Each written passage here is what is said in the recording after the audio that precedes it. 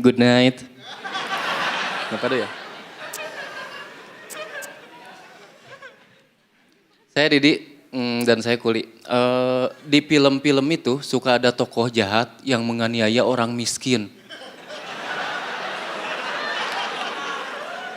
Tujuannya memang mungkin untuk dramatis. Tapi menurut saya gak perlu ada orang jahat. Tanpa orang jahat pun hidup orang miskin udah dramatis. Jangankan dijahatin ya, dalam seminggu aja ada temen yang kawinan, kita mah ngerasa dibegal. Bayangin aja, 50.000 satu amplop kali 3, 150.000. Duit buat cicilan kasur hilang. Kurang dramatis apa? Terus di film-film tuh suka ada yang menurut saya tokoh yang gak masuk akal, gak pantas. Ada nih biasanya gadis miskin, buat makan aja susah. Tapi make upnya tebel. Alisnya ditato. Tato naga.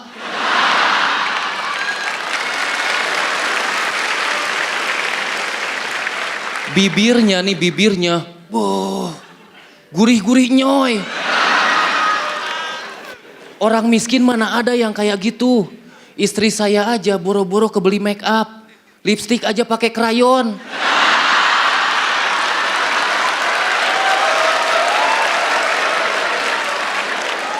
Anak saya nih lagi ngegambar. Nah pinjem ya sebentar.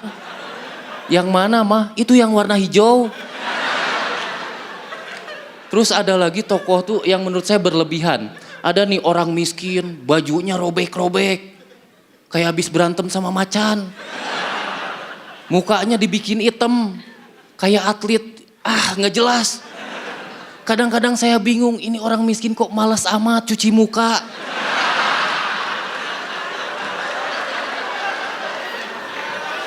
Saya sih bukan merendahkan orang yang membuat film. Saya yakin mereka udah belajar 5-10 tahun.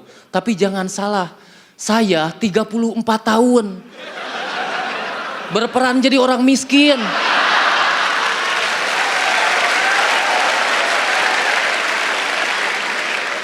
Kurang pengalaman apa saya?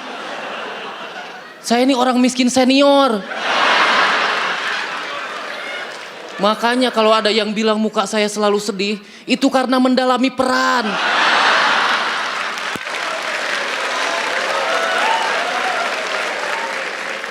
Terus ngomong-ngomong soal film, saya tuh pengen nanya sama Pak De Indro, Pak De.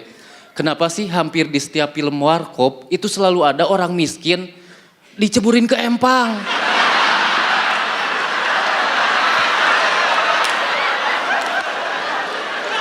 Kuli bangunan ketiban bata. Tukang beca nyangkut di pohon.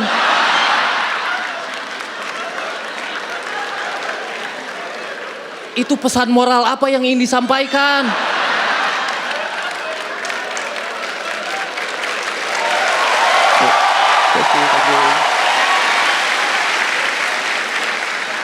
Nih jangan-jangan Pak De Indro selama ngelihat saya di sini otaknya itu mikir.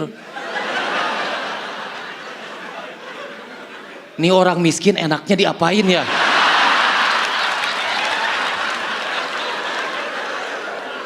Dibotakin kayaknya lucu. Oh my God. Terus kalau saya nonton film itu biasanya tuh ada tulisan di samping TV tuh. BO, bimbingan orang tua. Nah saya tuh bingung dengan hal itu. Jujur yang namanya membimbing setahu saya membimbing anak ngaji, ngebimbing anak sholat. Nah sekarang saya disuruh ngebimbing anak nonton Naruto.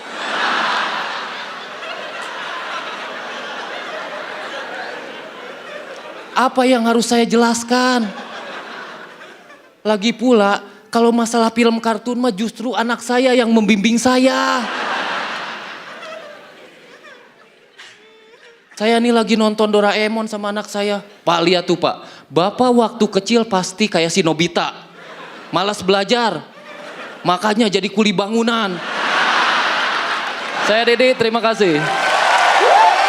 Luar biasa Kang Dide. Luar biasa.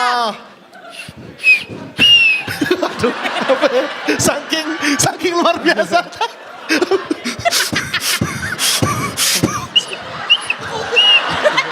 Saking luar biasanya. Saking luar biasanya. Luar biasa Pak Didi, langsung aja apa kata Bang Panji? 90% dari setnya itu adalah penulisan materi yang berdasarkan persona. Ya, jadi core-nya itu datang dari persona, datang dari menjadi orang miskin. Dan bagus-bagus banget semuanya. Ih, dicatat satu persatu tuh. Cicilan kasur, ya Allah. Kelas menengah tuh ngerti nyicil mobil, nyicil motor, nyicil kasur. Kasihan bang. Bang, kasihan bang. Iya, gue paham, gue juga. Parah bang Panji. Ini Gue kawan juga kami. paham, gue paham. Jadi yang menarik adalah betapa cermatnya Kang Didi. Saya teh bingung, Kang Didi tuh ngakunya miskin, tapi kok cara pikirnya tuh nggak kayak orang miskin. Cara pikirnya tuh cerdas banget gitu. Dia barusan bikin set, nyusun set dari cara sudut pandang orang miskin, ngelihat bagaimana film memportray atau menggambarkan orang miskin, kan gitu poinnya. Gua mah lebih pengalaman jadi orang miskin daripada orang miskin yang lu tampilin di TV, kan gitu kan. Itu kan sudut pandang yang tidak ada komika di Indonesia yang punya sudut pandang itu cuman Kang Didi seorang, dan itu tahu nggak kenapa? Kenapa Kang Didi seorang yang punya kayak gitu? Karena yang lain nggak miskin. Kasih Bang. Gokil. Kasih ini dulu dong, sekali dong. Nah, mantap. Silakan calon tong. Karena gokil. Kalau gokil kasih ini. Maaf. Itu tadi dagunya bisa bunyi. Bibir. Itu bukan dagunya, dia tuh giniin bibir bawah. Maaf nih Cak, sorry itu tadi bunyi ginjal Cak.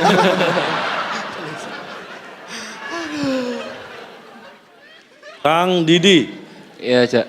saya mencatat dari 5 yang sudah tampil, Ridwan Remin memang karena penulisannya yang luar biasa. Tetapi Coki, Deswin, dia tidak lepas dari karakternya. Alip tadi yang nggak nongkrong. Padahal dia anak nongkrongan. Dia lepas dari karakternya dan dia dalam kondisi bahaya. Dan Kang Didi kembali lagi memasukkan ke track bahwa ini menunjukkan Anda ini miskin struktural. Miskin struktural. Itu miskin yang sudah tidak bisa diganggu gugat. Kasihan Cak. Mungkin suatu saat dan mudah-mudahan dan saya mungkin yakin juga Kang Didi akan sukses dan kaya. Amin. Dan yang terbukti walaupun kondisi relatif miskin tapi cara berpikir Anda sama sekali tidak miskin. Itu yang penting. Kasih. Very good job. Berikutnya silakan Pak D mempertanggungjawabkan ya ini. Kenapa ada tukang Pertanyaan band? tadi, Iya, film silakan. itu loh Pak D. Iya Pak D. Bukan saya loh Pak D ini. Ini. Kang Didi loh Pak D. Tolong Pak D. Ya Pak D. Yuk. Kang Didi, jadi motivasi saya yang ingin saya katakan pada penonton film, janganlah jadi miskin. Karena menderita. Udah miskin harus dicemplungin ke kolam. Itu sebenarnya. Makanya berusahalah kuat-kuat. Kira-kira seperti Kang Didi ini. Kasih. Keren ngelesnya. Miskin itu musuh bangsa Kang Didi. Ya, itu yang harus diingat. Pokoknya mah kompor gas weh. Kasih. Oh,